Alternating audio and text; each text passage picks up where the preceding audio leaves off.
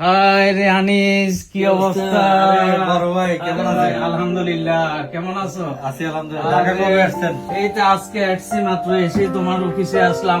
আসলে কি বুঝো, এলাকায় পলিটিক্স করি তো এখন সবাই একটা না একটা এর বিয়ে, এর চাকরি, এর মানে মাথা খারাপ করে ফেলতেছে এখন। এলাকার আমাদের সুরজ ভাই আছে না, সুরজ ভাইয়ের একটা ছেলে ডিগ্রি পাস করছে। এখন তার শারীরিক অবস্থা ভালো না সুরজ ভাইয়ের, তার ছেলের একটা চাকরি খুবই দরকার।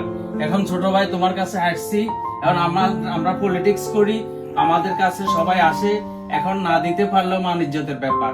ও কোথায়? এলাকায় আছে, ছেলেটা ডিগ্রি পাস করছে, এখন ওরে একটা ব্যবস্থা করে দাও যেভাবে হোক।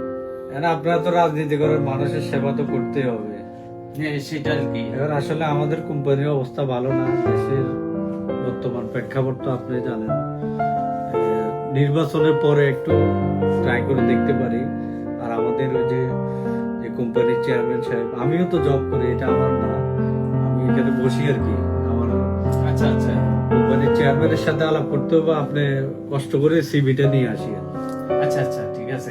হ্যাঁ ঠিক আছে, আমি কালকে বাড়িতে চলে যাব, কাজ শেষ করে আমি ছেলেটাকে তো ঠিকানা দিয়ে দেব, একটা সিবি সহ তোমার কাছে দেখা করবে।